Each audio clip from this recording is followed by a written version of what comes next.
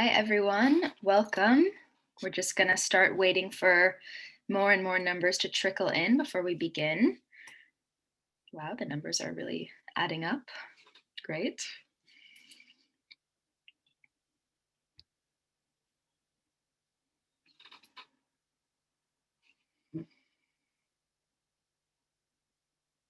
All right, we're seeing more and more numbers trickle in. We're going to just give it another little bit and then begin.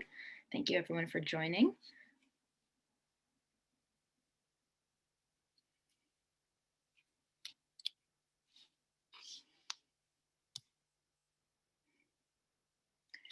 Okay, welcome everyone to our first JStream of 2021.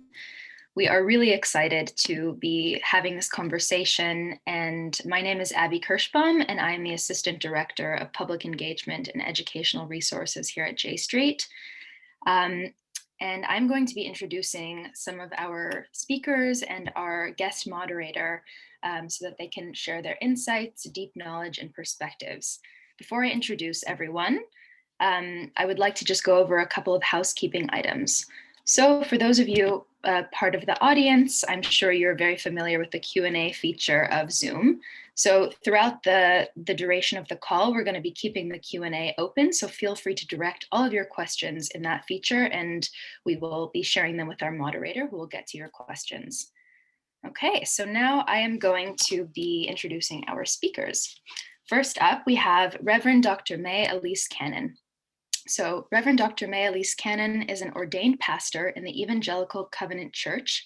Her ministry and professional background includes serving as the Senior Director of Advocacy and Outreach for World Vision US, the Executive Pastor of Hillside Covenant Church, Director of Development and Transformation for Extension Ministries as Willow Creek Community Church, and as a consultant to the Middle East for child advocacy issues for Compassion International.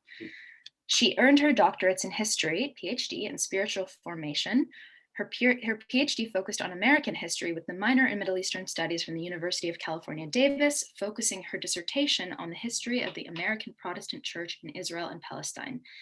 Cannon's doctorate of ministry and spiritual formation is from Northern Theological Seminary. Cannon holds a master's in divinity from North Park Theological Seminary, an MBA from North Park University School of Business and Nonprofit Management, and an MA in bioethics from Trinity International University. Cannon completed her Bachelor of Arts degree at the University of Chicago in History, Philosophy, Social Sciences of Science, and Medicine. And next, we have Greg Khalil, is the co-founder and president of the Telos Group, a Washington, D.C.-based nonprofit that equips American leaders and their communities to better engage seemingly intractable conflict. Much of Telos's work has centered on the role of faith leaders and cultural shapers in America's relationship to Israel-Palestine and the broader Middle East. Prior to founding Telos, Greg lived in Ramallah, the West Bank, where he advised the Palestinian leadership on peace negotiations with Israel. Greg is also a founding member and chair of the board of directors of Narrative 4, a global nonprofit that seeks to use story and media to cultivate empathy across divides. He has lectured on the Middle East and has been published by the Review of Faith and International Affairs and the New York Times. Greg is an adjunct professor at Columbia University's Graduate School of Journalism and is a former affiliate fellow of Harvard's Religion, Conflict, and Peace Initiative. He graduated from the University of California, Los Angeles, and Yale Law School, and currently resides in New York City. And now for our guest moderator, Arianna Skibell. Arianna is a writer and reporter based in DC. She currently covers climate change and energy policy for E&E News at Politico. Prior to that, Arianna spent a year living in Jerusalem as a de Rote Fellow, where she researched and reported on the intersection of land, identity, and religion. Her work has appeared in Jewish Currents Magazine, 972, Israel Story Podcast, Science Magazine, and Salon, among other outlets.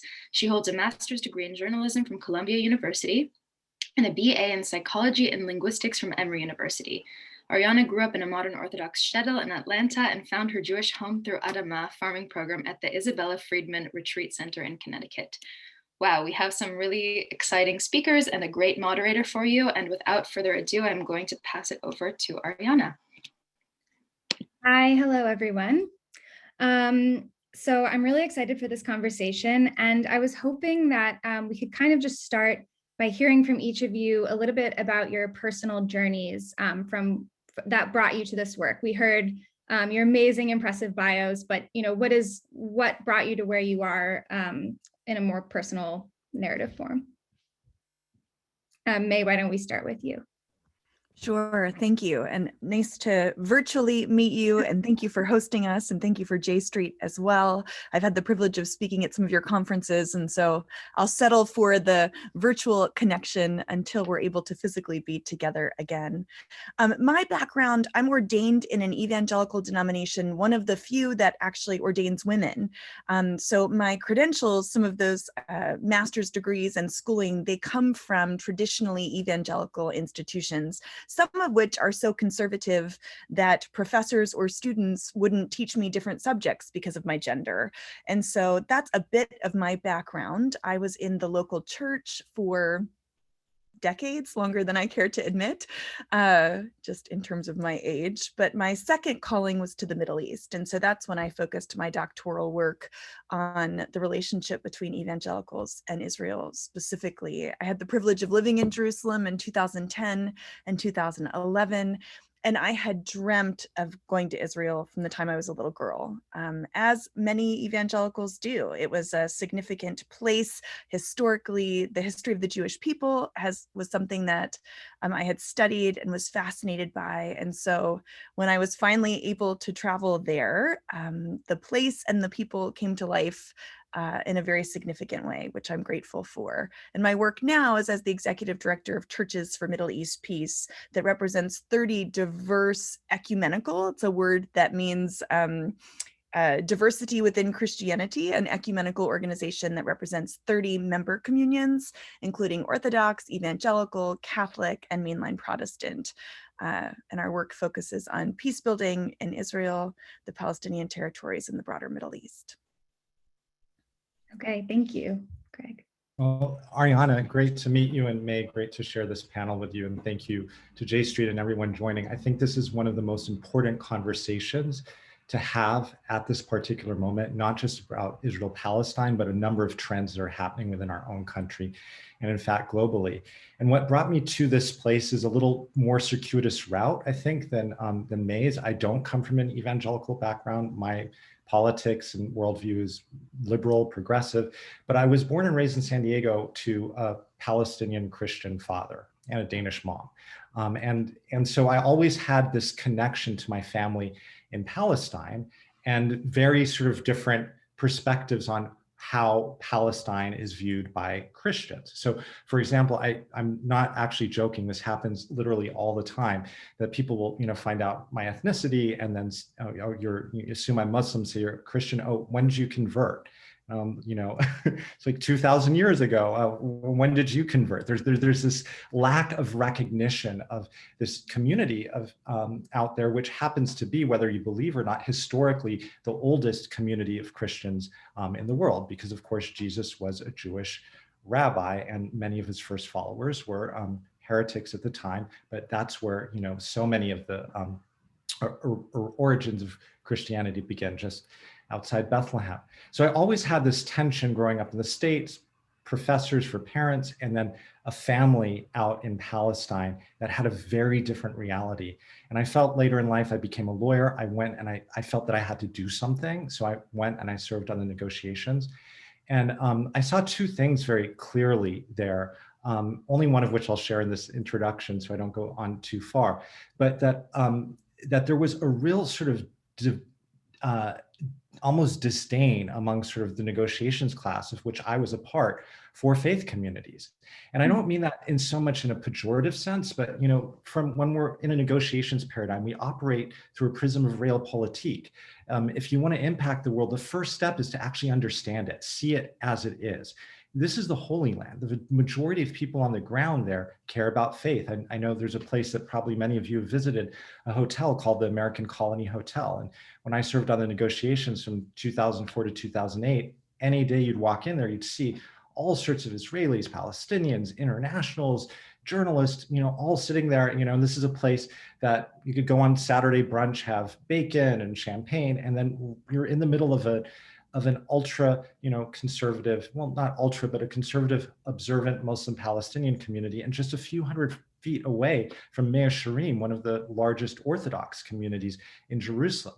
So that I saw that there was this real disconnect. We thought, leave religion out. Like, what good can bringing this complexity into a too complex process do to actually achieve peace? And what I grew to understand and what drew me to this work was the fact that, wait a second, like, these are the people who care. These are the people who are going to live whatever peace is out. And there are literally billions of people around the world, oftentimes Christians, who are adopting a particular view that I believe is harmful to both Palestinians and Israelis, and for a shared future for Israelis and Palestinians, whatever the political accommodation. And there's no way to just ignore or will these folks away. You have to figure out how to engage some of them if we want to move forward towards a sustainable peace. So when I left, long story not so short, I founded Telos with a member of the State Department who's a conservative Republican evangelical Christian from Arkansas named Todd Deathridge. And a lot of our work focuses on engaging evangelicals, particularly American evangelicals, on a different way to see Israel-Palestine, one that promotes security, dignity, freedom for both Israelis and Palestinians.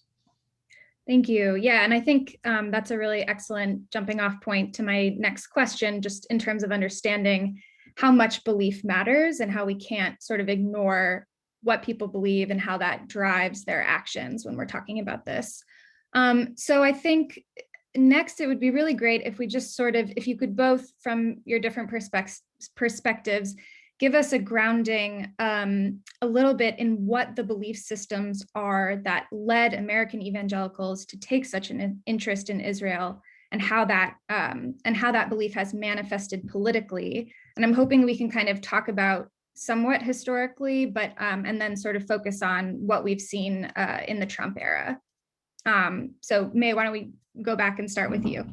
Sure. So it's interesting, and thank you so much, Greg. I love the story that you told about people asking, well, when did your people become a Christian? And so the Christian tradition and connections to Israel start from our love of the Hebrew scriptures, which is sometimes called the Old Testament for us, and the prophets and the Jewish people. And so many evangelicals believe that the Jewish people are chosen by God, for a unique purpose. And, I won't go through 2,000 years of history, but if we fast forward to the mid-19th century, there was a movement within conservative Christianity called Restorationism, which had to do with the belief that the Jewish people have to return to their historic homeland in order for Christ to come again. And a lot of the contemporary beliefs that we see of evangelicals have to do with roots in restorationism. And I saw one of the questions about, well, wait, what's an evangelical? And I'll just do a quick summary of what that is. There's 4 primary tenets to evangelicalism. Evangelical is based on the term good news, the good news of Christ. And so one is being Christocentric, that Christ is at the center and necessary for salvation. One is the belief in conversionism, that someone has to convert to believe in Christ as their savior. Another is baptism by the Holy Spirit. I said 4, and I just combined 2 of them. One is the esteem of the scriptures, that the scriptures are the inerrant word of God. And the final one is mission and activism in the world. And all of this relates to Christian views towards Israel and Christian views towards the Jewish people. So if you fast forward through history, there was a significant turning point for evangelical support of Israel in 1967. Many conservative Christians thought that the US, excuse the expression, was going to hell in a handbasket. You had a lot of unrest. You had the civil rights movement. You had, heaven forbid, feminism. You had all of these things happening in the 60s and 70s. And conservative Christians were looking for signs of the times and thought literally that this meant it was the end of the world. And what happens? The Jewish people of Israel conquer their neighbors, in a miraculous war in 1967, in the Six-Day War, which in large part further entrenched a lot of these what we call eschatological beliefs about the end times, that God is on the side of Israel.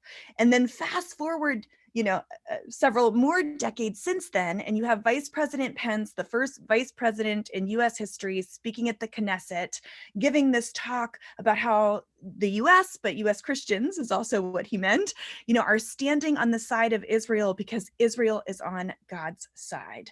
And the de facto message in that is that the Arabs are not, that the Arab Palestinian people are evil. So you have this kind of,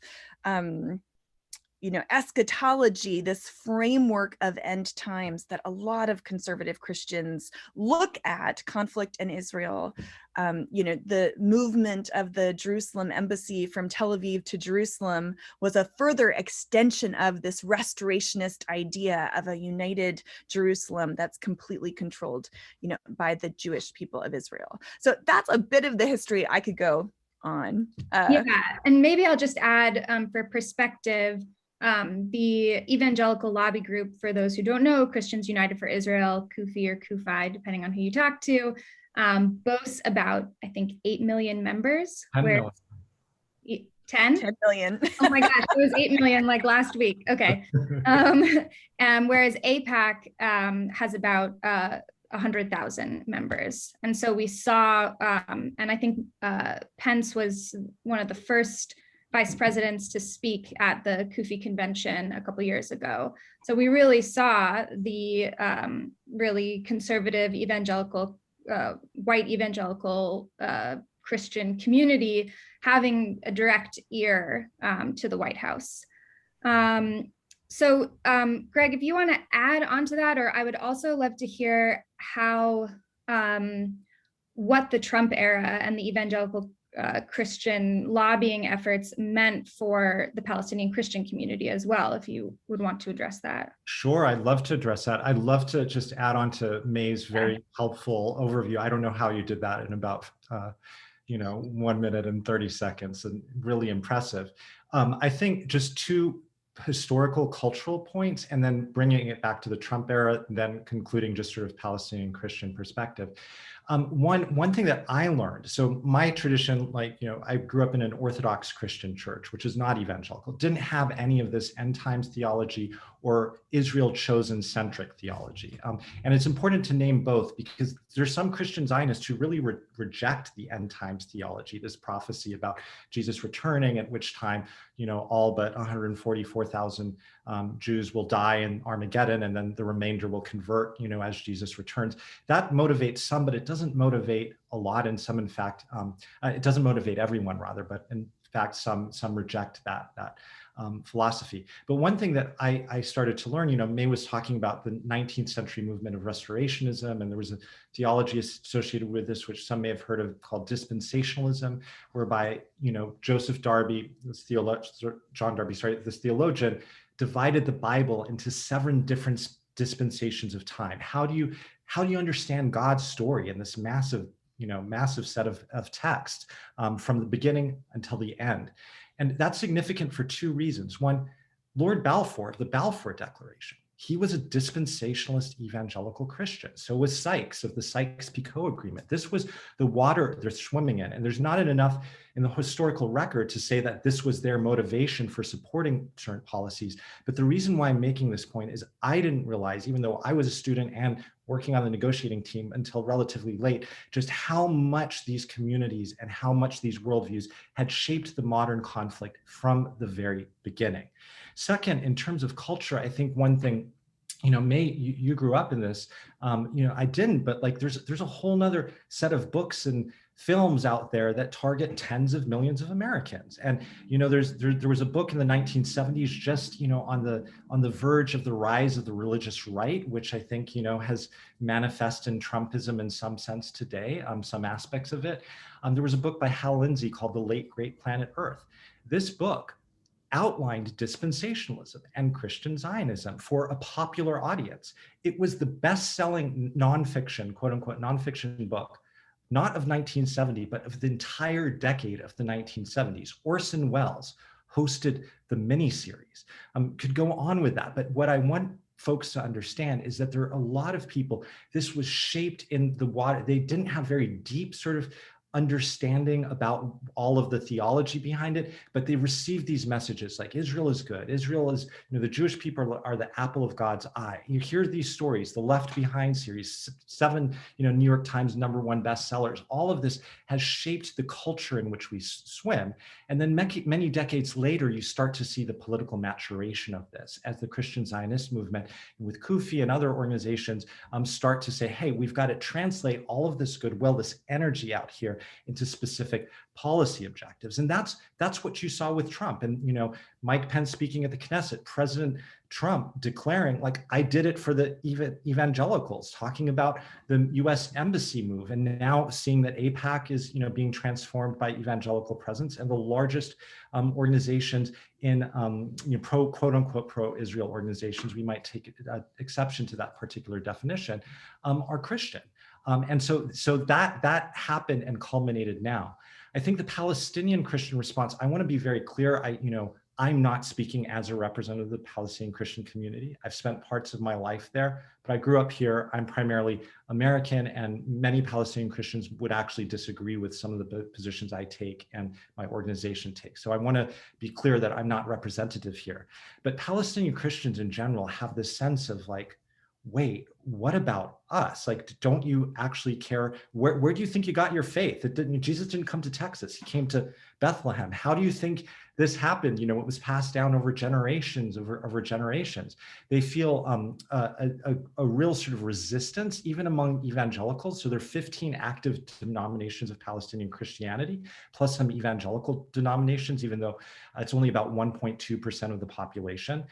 But yet Palestinian Christians will, they've started an initiative called Kairos, which it brands Christian Zionism a sin, and it's modeled on South Africa's Kairos Declaration, which was started in the churches against apartheid and to promote the boycott movement there. So there's a real strong push against Christian Zionism among Palestinian Christians, but it's a small, vulnerable community, and their voices don't have many platforms to be heard. Thank you. Yeah. And just to also share, it might be interesting to people to know, so much apocalyptic literature really is based, as you were saying, on dispensationalist thought. And there was a proposal put forward to create Palestine as a Jewish state by a prominent dispensationalist, I think 5 years before Theodore Herzl put forward that proposal. So the histories are definitely entwined. But so speaking about sort of how dispensationalist thought has really bled into all of these aspects, that so much so that we don't even sort of realize it, I was hoping you both could address the anti-Semitic nature of that thinking and how that has played out in American politics. That's a great question and a good follow-up to what we were just talking about. One of the questions I saw on the chat was about 1948 and why did evangelicals shift their support in 67 and not in 1948? And in large part, the answer is anti-Semitism. I mean, fundamentalists, many of whom made up the American evangelical community in the early 20th century, were some of the leading anti-Semites in the world at that time, so much so that they supported the establishment of the state of Israel because they didn't want Jews to come to the US. They wanted Jews to go somewhere else. But in 1948, the leading Christians who were a significant part of the political movement and the political acknowledgement of the state of Israel's establishment in 1948 were not conservatives, were not evangelicals. They were actually they were actually Protestant liberals who supported the establishment of the state of Israel in 1948, which I think is a really kind of interesting point of history. And so the question of how does anti-Semitism relate, I think it's a very important one to acknowledge historic anti-Semitism in the history of Christianity and the way that has had different streams over different points, depending on which decade or which era it manifests itself differently. And so I think there's definitely an argument to be made that certain aspects of some Christian Zionist beliefs are anti-Semitic. They're very utilitarian in terms of their views of the relationship with with the Jewish people. I know, and you acknowledged in a very constructive way, Greg, the way that many Christians who are very, very pro-Israel are not necessarily end times Zionists, in terms of believing in Armageddon, but the perspective, or at least the historic perspective of eschatology, is one that the reason the Jews have to be restored to the historic homeland is very not only utilitarian, but ultimately not in the best interest of the Jewish people, right? I mean, the 144,000 are the ones who will be redeemed when they convert, and those who do not, will burn in hell for eternity. Sorry to be graphic, right? And I think that is certainly an example of anti-Semitism. I think this is a really important question, and it's one that so many Christians, evangelical and not, have to spend a lot more time exploring, because as Mae said, the origins of most anti-Semitism trace back to Christian theology, and not just for the past couple hundred years, for well over a millennium, for nearly 2 millennia. And so what we're seeing here, I want to just take one small step back, because I saw in the chat some confusion around the terms evangelical and Christian Zionist. Just to be very clear, not all evangelicals are Christian Zionists. In fact, many are not. And similarly, not all Christian Zionists have this apocalyptic end times view, though many do. And because there have been all of these books and films about this over the years, targeting Christian audiences, not just in the States, but around the world, and we can get to that later, many people just kind of have these thoughts that have not really been sort of examined about sort of Israel's special place in God's plan. And so a lot of Christian Zionist support comes primarily from that sense, is Israel is special. We want to bless Israel because God wants to bless Israel. He told Abraham, I'll bless those who bless you, curse those who curse you. So I just wanted to get some clarity on that, because this is a highly differentiated community. Evangelicals much more broadly, and from progressive left, from left of progressive, all the way to ultra-conservative, just as the Jewish community is highly differentiated as well. And so is the Christian Zionist community. So I think that's important for those of us who are thinking, how and where can we constructively engage? On the point of anti-Semitism, just to add one thing here, is the definition right now, as we know, is a little bit of a moving target. And so what we've seen culturally, in a sense, is that anti-Semitism is less concerned with some of these larger beliefs that are historically anti-Semitic in some circles, and more concerned with, do you support Israel? Do you support the Jewish people in the land of Israel? And I think, and forgive me for overstepping my bounds here as somebody who's not Jewish and who is Palestinian, but I spend a lot of time in a variety of communities in Israel-Palestine historically. I think among some communities, there's just a presumption that if you're not Jewish, and sometimes even if you are, you're anti-Semitic. So how can you actually be not, what does that really look like? Well, do you support us being in the land here? And, this prophecy stuff, well, who knows? Well, we'll all find out someday, or we won't. But in the meantime, do you support us? And the third small point there, which we might want to talk about later, is that this did not happen overnight, sort of this fusion between many in the right in Israel and the Christian right in America and now around the world. This was something that was cultivated intentionally over decades with relationships. So as for us as outsiders, which all of us are, I mean, except Mae, you know this much better than any of us from a variety of perspectives. But my point for those of us on this call, a lot of these things from a distance may seem as how can you reconcile X with Y? These are irreconcilable differences. And these communities, many leaders of them, have been working this out for years, intentionally trying to sort of see where the lines of difference are, where they put the emphasis. And now you see, Christians United for Israel, which we've brought up several times now, their mission statement includes, defending Israel and combating anti-Semitism. That's how they conceive themselves. They would push back very strongly against the view that they're anti-Semitic, even though the founder, Pastor John Hagee, has created much controversy over the years with some of his views on the Holocaust, for example. Yeah. If I might just add, I got excited by some of the things I heard Greg saying. Not only would many Christian Zionists claim that they're not anti-Semitic, they would self-identify as philo-Semitic, as really wanting to appropriate aspects of the Jewish culture and esteem them and use them in their own religious practice. And in that regard, the other organization I think it's important for us to talk about is the International Christian Embassy in Jerusalem. They used to claim that they were the only embassy in Jerusalem. It's one of the leading Christian Zionist organizations in the world. Many of their executive directors, you go into their lobby and you see pictures of all of the former prime ministers of Israel, and their pictures alongside of the leaders of the International Christian Embassy. And so you have major institutions that are very powerful, but I think, Greg, your point is so significant, and I just want to emphasize it. Christian Zionists are not monolithic just the way that Jewish Zionists are not monolithic. And so often people will say, you have to oppose Zionism. Well, I think it's really important to say, what do you mean by Zionism? Because there are some Christian Zionists who just believe that Jews should be allowed to have, access to their historic homeland in the state of Israel, which I believe, right? And so in the movement of advocating for Palestinian human rights, there's also a significant anti-Christian Zionist movement that in large part, I don't think, and I'm just speaking personally, that it's the most constructive because it's not nuanced enough to talk about these differentials, that not all evangelicals are monolithic. Let's talk about the perspectives of evangelicals of color, that have very justice-oriented perspectives and want to stand in solidarity for human rights for Palestinians, while also having, acknowledging the legitimate security needs, of the state of Israel.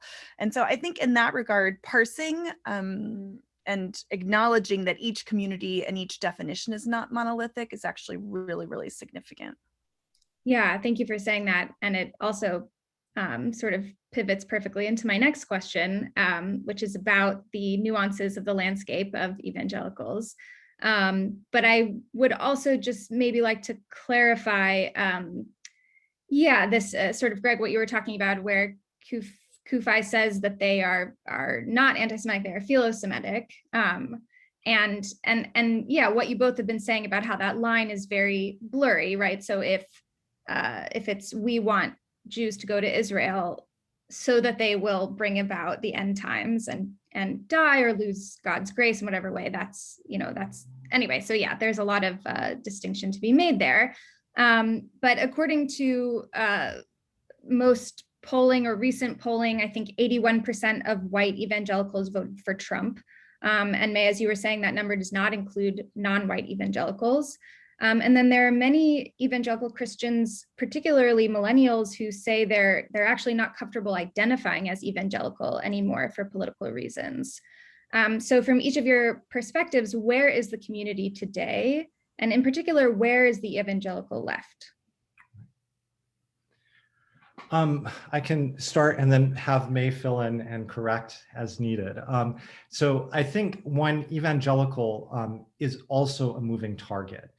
The term did not have a political connotation as little as 15 years ago. It has become very politicized as a political identity. Mae identified sort of what evangelical means from a faith sense, but when you pick up a newspaper, most of the time pollsters and journalists are not asking people what their belief system is. Sometimes they do, there are groups that are targeted for this, but the majority of the time they simply ask, are you evangelical? Are you an evangelical Christian? Or have you had a born again conversion experience as shorthand to identify this, this group? So what we see happening right now is that we see that the word that many people who once identified as evangelical, and this is not the majority of them, but many are no longer defining as evangelical. Second, as we've alluded to, but to make explicit, often when you see evangelical in the press, it means white evangelical, specifically white evangelical. The traditions, Martin Luther King Jr., he was a pastor, and faith-wise, evangelical, there's a rich tradition of social justice activism, and Mae actually wrote a book about this for evangelicals, within communities of color, specifically evangelical communities of color. Third, I'd say for the J Street audience to think about right now is that there is a huge generational shift here domestically in America. And I want to put a footnote here because there's one trend in America which with an opposite trend globally. And that's important for people to be aware of because no one's even having this conversation right now. And so what we're seeing just in terms of religiosity generally is that the fastest growing segment of the American religious landscape are the so-called nones, N-O-N-E-S, no affiliation. These are not atheists. These are people who still define as spiritual or theists. They believe in God, but they no longer attach to faith. And this attrition is really happening from evangelicalism. They're not self-identifying as evangelical anymore. And so what we're seeing right now, one that's just significant because many people may not realize, but America is an outlier among developed nations in terms of religiosity. More than 55% of Americans report praying every day. And that's an inverse correlation with almost every other developed nation in the world. So when you're looking at this data, we're really sort of unique in that sense. And so why this is significant for folks listening on J Street conferences, I remember, I knew Jeremy before J Street was founded and got to know him a little bit then. And, there was a split, internal split within the Jewish community. Often on Israel and beyond Israel. It's not just Israel, right? That was starting to seep out at times into the public square. I think we're at a similar space with respects to evangelicals. And it's not just Israel. It's a variety of things from immigration to racial equity to what is the true expression of our faith? What should discipleship, meaning how do you follow Jesus as a Christian really look like? And there's some counter movements that are really starting to rise up. They're still fringe, and we can talk about that more later. Just the last part about global contextualization, because there's been a couple of questions about that in the post.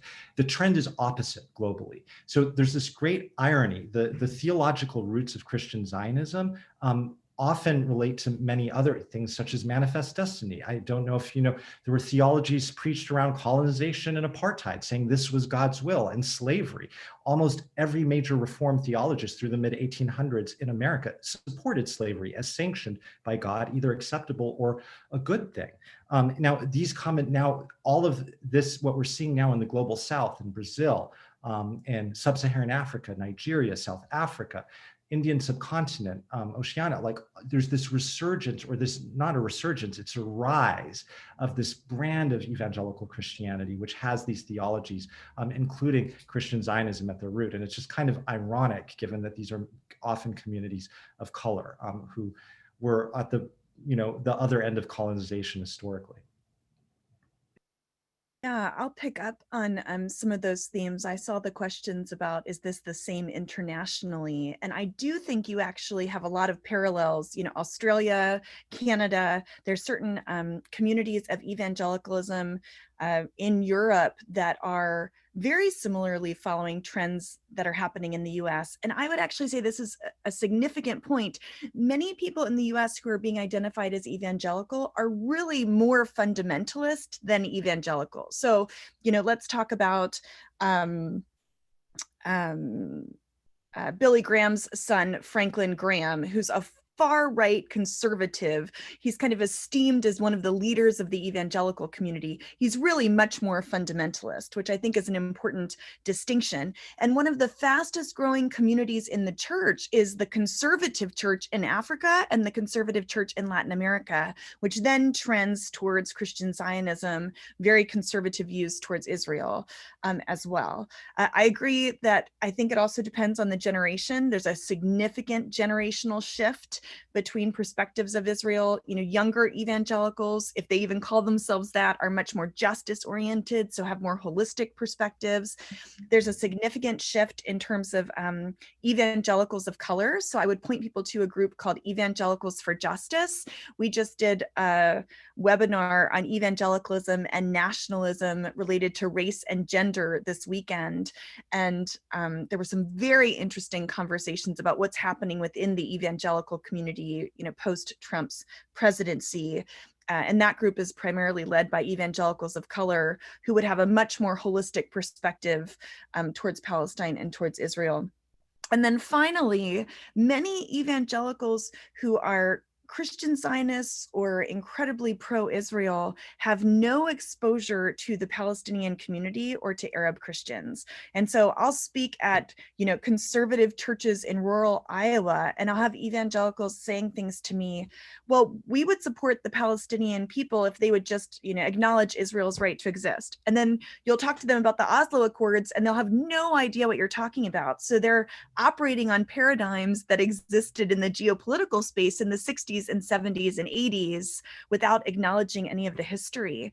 And so it's a revolutionary experience when I talk to a lot of Christian Zionist groups to say to them, pray for Israel, but pray for the Palestinians too. And they'll say, you mean that's okay? Like I can still honor God and pray for Palestinians? Because it's very much outside of, they just have no exposure to a lot of the current realities, let alone terms like occupation or, terms that would be very familiar to those who are more aware of the geopolitical realities.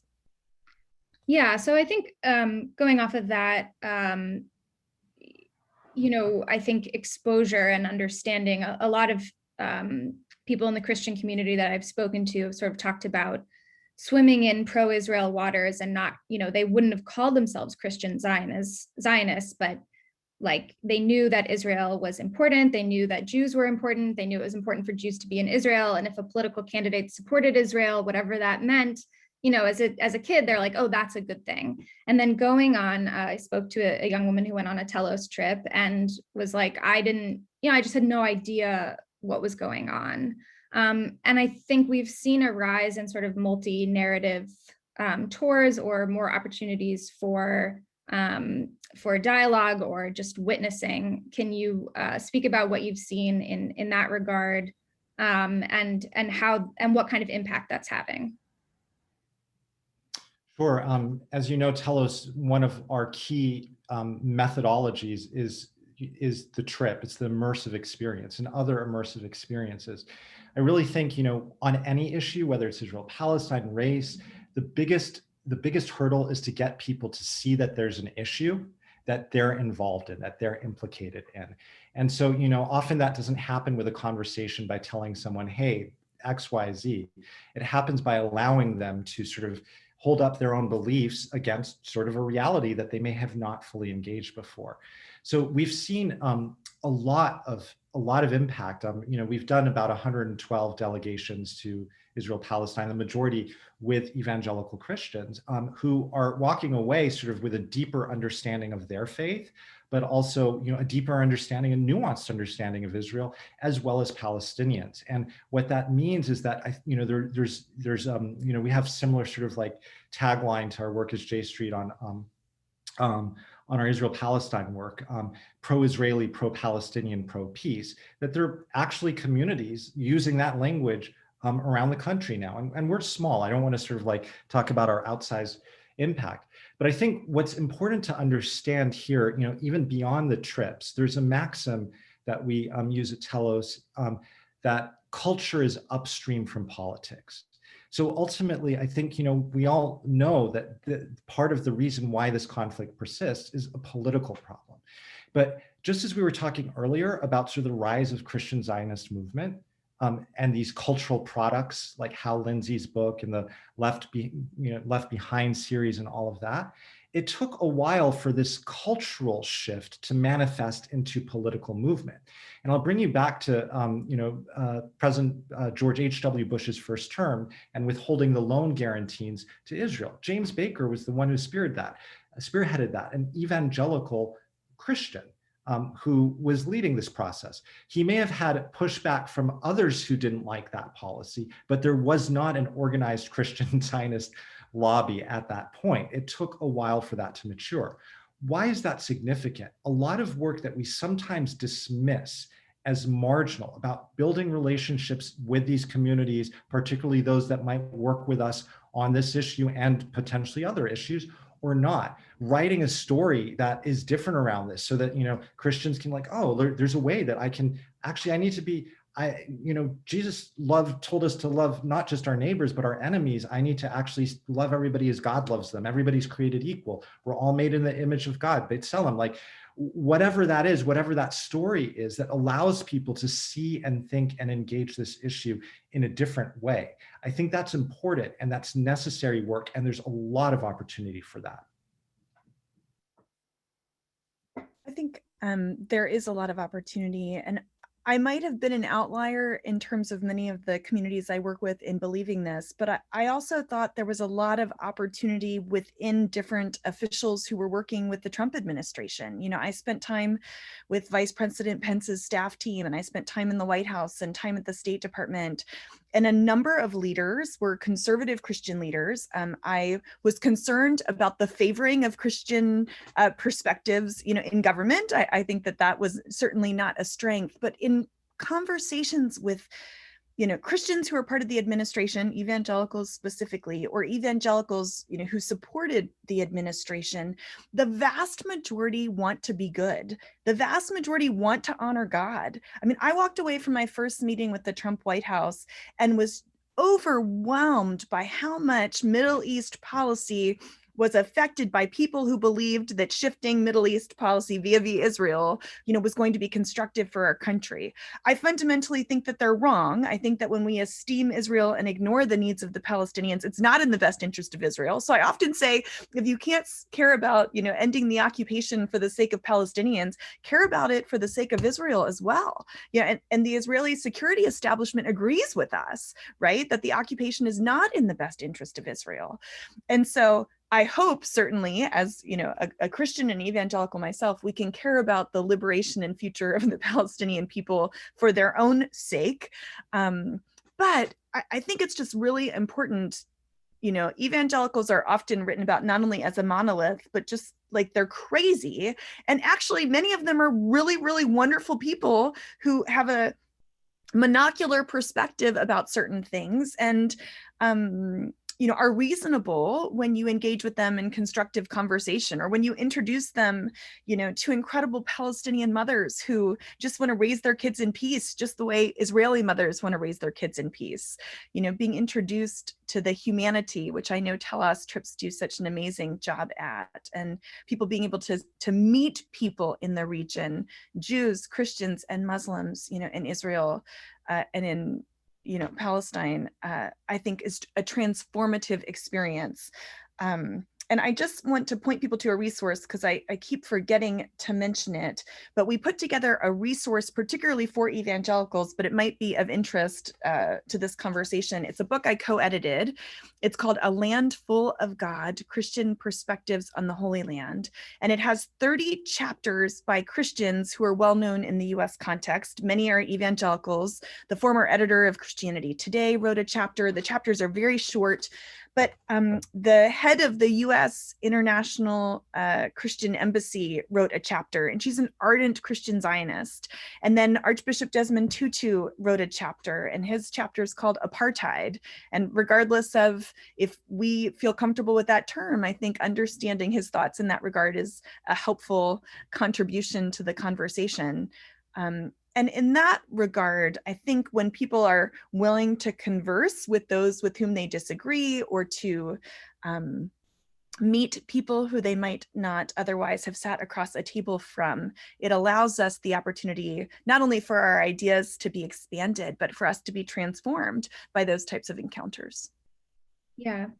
So I want to make sure that we have time for to get to some of the Q&A questions. And I know Greg has a hard stop at 3:30. I want to ask one more question, and I apologize, but I'll ask you just to keep your answers somewhat brief so we can get to some of the participant questions. But I think we've been sort of alluding to this throughout this talk, about the way that the American evangelical and Jewish communities actually really mirror each other. And I know I'm not speaking with a lot of nuance, and I want to respect that neither community is a monolith. But in general, you have a sort of older, more conservative guard that has taken a sort of pro-Israel at any cost stance. And then you have like younger or more progressive iterations that are grappling with the realities of occupation and more justice oriented, especially in the millennial generation. And so there's this sort of parallel track, and yet, at least from where I'm sitting, I've seen very little interreligious dialogue or action. Why is that? And is that changing, or is there room for that to change? Or do you even agree with that premise? Greg, do you want to start? Sure. I want to make 2 points, one on your question and a transitional point related to questions in the Q&A, if I might. On this point, I can go back to my time on the negotiations. So we did have a vision for faith communities and faith leaders. They would kind of be the window dressing or the, seal of approval on whatever agreement the negotiators came up with. Now, that's not necessarily a bad thing. The problem, though, is when you're doing sort of this peacemaking around a multi-generational issue, is that you really, you want to shift government. That's going to have the biggest impact. You want to shift policy, but you've got to have some connectivity among the people on the ground. And many of the initiatives, the interfaith initiatives or multi-faith initiatives, would often take people who are in positions, like titular positions of power, like this bishop, this rabbi, this person over here, who didn't necessarily have a following. And this is really critical within Judaism and Protestant Christianity, that a lot of these communities, they're not part of these hierarchical monolithic structures. They're people who are listening to these leaders who felt very much and were very much excluded from the process, sometimes legally for their political views and whatnot. But what I think the major issue has been a lack of representation within the process. It was sort of outsourced to a lot of people like me, who have elite educations and didn't grow. And, I have family there who is actually poor, but I'm not, a representative of that family. So I think that's significant.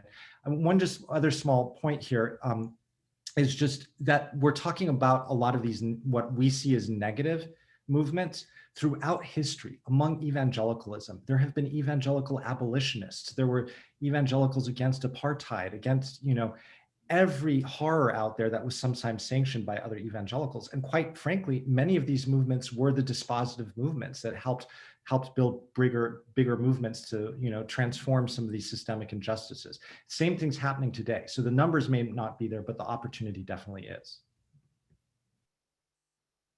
Yeah, and just in terms of multi-faith dialogue, there has been a history of ebbing and flowing in terms of how constructive that's been. So there was a group that was around for many years called NILI. I can't ever remember what acronyms stand for, but something about the National Interreligious Leadership Organization. But it was co-convened by Christians, Muslims, and Jews.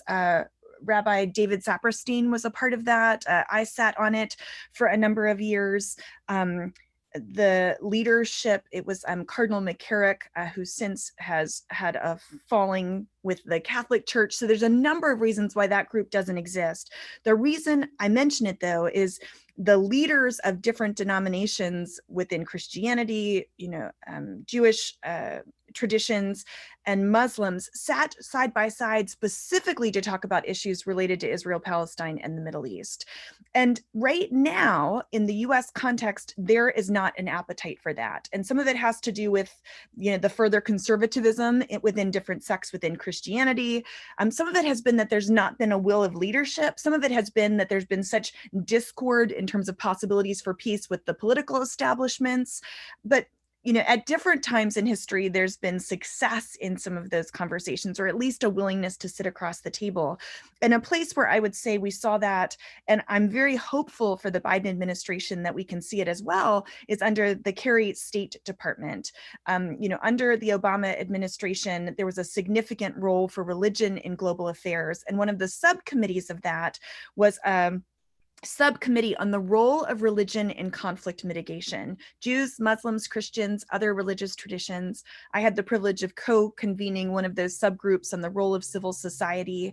But it was an amazing opportunity to talk amongst the diversity, not monolithically, of religion, to say, how can religious actors in the US context educate our own constituents, but also constructively play a role in influencing foreign policy, but also in advocating for peace, that's sensitive to our theological investment, in questions like, peace in Israel and peace with the Palestinians, which for Christians, many people might not understand this. Jerusalem is our holy city, just like it's your holy city, right? I mean, and that might sound audacious, but the sacredness of the space is so significant, for us from our religious tradition that we're invested as if it's our homeland as well. Yeah. So I want to move to participant Q&A, but I am confused by where those questions are going. Okay, I think here is one. From Glenn Rogers, what are the largest or most active denominations across rural America wedded to Christian Zionism beliefs? How does it manifest itself in formalized church doctrine in these denominations? I can give a quick response to that. The reality is most evangelical churches are non-denominational churches. So there's a few evangelical denominations, but that would be the exception to the rule. And so in large part, you don't have the institution, you don't have denominational institutions within evangelicalism the way you do within mainline Protestantism. And so, the rootedness comes from the history. It comes literally from words in the Bible, like God's promises to Abraham, to make him a blessing. And how is that interpreted? But a lot of times it's not quite institutionalized in the same way because evangelicalism is much more dispersed rather than denominationalism. Okay. Thank you for explaining that. So I think it looks like many of the questions in the chat have been answered. So I think it would be, we just have a couple minutes left. So I'd love to end with looking to the future. So we saw under the Trump administration very much had the ear of more conservative evangelical Christian Zionists. We saw the embassy move, we saw the solution and such. With Trump gone, what is there? Has the evangelical Christian Zionist movement lost the ear of the White House? There's so many other issues facing this administration. Is Israel-Palestine going to even rise to the level of something that is going to be looked at? And how are you both going to be moving forward in this new political climate? Greg, do you want to start since you might have to jump off? Yeah, no, I mean, I think one, to start to reiterate a basic point is that the communities that care are the communities that matter. This community cares. There's no way to think about the future of Israel or Palestine, whatever your politics are, without understanding that these communities are and will always be a major source of either problems or opportunities. And so that may sound really general. And I know on this short call, like a lot of people may walk away like, well, these folks support settlements and they do all this. And that's true for some, it's not true for all. And they're on a journey. And a lot of folks are on a journey. So what they're doing today does not mean this is what they will be doing 10 years from now. So accepting that this is a reality that we need to deal with and recognize is fundamentally important. Second, that we're way behind, in even having this conversation. I can tell you as somebody who has been working on this for a few years, people didn't want to talk. They wanted to dismiss it until sort of the Trump administration. And then they started to realize that, oh, well, maybe this is an issue. Now, even with the Biden administration, we realize that these communities in the States aren't going anywhere. And now, as I described earlier, they're actually growing like wildfire internationally. So there's something that needs to be dealt with. Third is, I guess, I don't want to force a hopeful, point here where things are complicated. I want to be honest that this is a complicated issue without sort of clear resolution in the next few months or years. However, what is important to recognize is that movement building generally, effective movements on intractable issues often include unusual suspects, strange bedfellows. We have dismissed those. For those of us who come from the progressive background, we see a whole host of issues that we want to advocate on. And there's a difference here. You know, a lot of Telos alumni wouldn't feel comfortable entirely in the J Street space, even though they might agree with J Street on Israel, just because of the larger worldview that is put forward, which they don't agree with. And what I'm suggesting here is that I think, you know, this is not dialogue work, this is movement building work. How do we build an effective movement to hold power to account? How do we build effective movements that can call things out in our friends and our foes that are wrong? And how do we do that so that no matter who's in the administration, we have the ability to hold that power to account? That's what the traditional pro-Israel movement did with a bipartisan consensus. I think that's possible with a new consensus that centers fundamental human rights for both Israelis and Palestinians. And I think that's possible, not tomorrow, but certainly within a decade if we get busy. Thank you. And let me know if you need to go, but I'm wondering if you have a second to just flesh out, when you talk about people who are a part of the Telos community might not feel completely comfortable in the J Street community. For those who don't know Telos, can you sort of just in a sentence explain what you mean by that? Sure. Like a lot of the folks we're not a faith-based institution, by the way. So we operate based on just fundamental values. You can go to our website, telosgroup.org, sign up for our newsletter, gain some perspectives into some of these communities.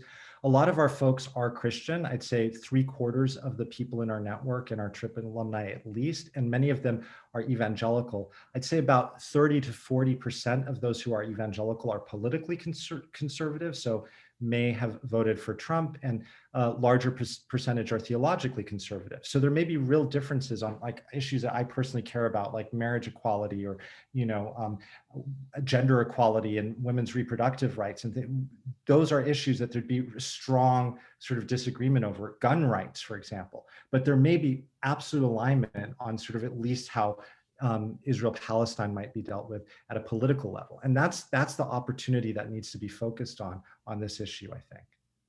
Thank you. Thank you. Okay. Mae, if you want to also. Sure.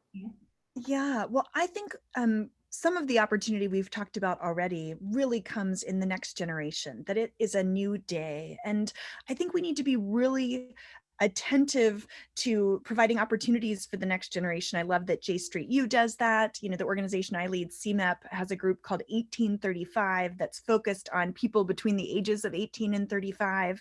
And I think it's really important that that age demographic not lose the history, because I think sometimes perspectives can be like a pendulum. And so while the next generation of evangelicals might not be tied to some of these really conservative theological beliefs, they're much more justice oriented. How do we make sure that they have an understanding of the history that allows them to respond constructively and holistically? I think one of the opportunities within evangelicalism, you know, is the number of evangelicals who are not included in those statistics of the white evangelicals who voted for President Trump, right? Which honestly, in this most recent election, I just heard statistics from Robert Jones that the number of white evangelicals who voted for Trump in November was not that much less than the number of white evangelicals who voted for Trump in the first election, which to me was devastating. Not because, you know, because I believe, you know, his leadership was so, I want to use good words. You know, his leadership was so poor that we really had to take a stand. And so I often say that evangelical support of him in the presidency was a bastardization of our faith, that it was a distortion of what evangelicalism is all about.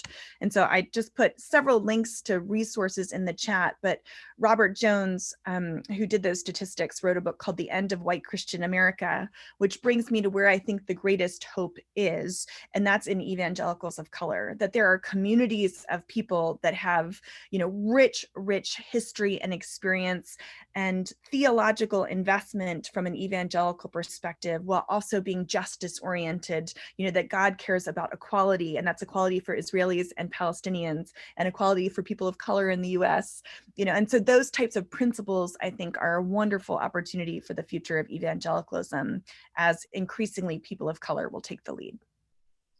Okay, thank you so much. I think that's a great place to end. I know that Greg had to jump off, but I want to thank you both so much for taking the time and for letting me ask you questions. And I think we're going to turn it back to Abby. Thank you so much, Arianna. I just wanted to take the time on behalf of J Street. Thank you so much for all of you who joined. This was, I have to say that I learned so much. It was just really engaging and enriching and just fascinating topic. So thank you so much to Dr. Reverend Mae and Arianna for being here, and Greg, who left, was also excellent, and it was just so interesting. I am also going to just pivot for 1 second to just remind everyone that we have a national conference coming up in April, and I'm just going to paste the link in the chat for people to sign up if you have not already done so. We would love to know that you're coming. And again, just thank you so much for being part of this. Again, Arianna and Dr. Reverend Mae Cannon, and have a wonderful rest of your day. Thank you so much, everyone. Thank you. Good to be with you.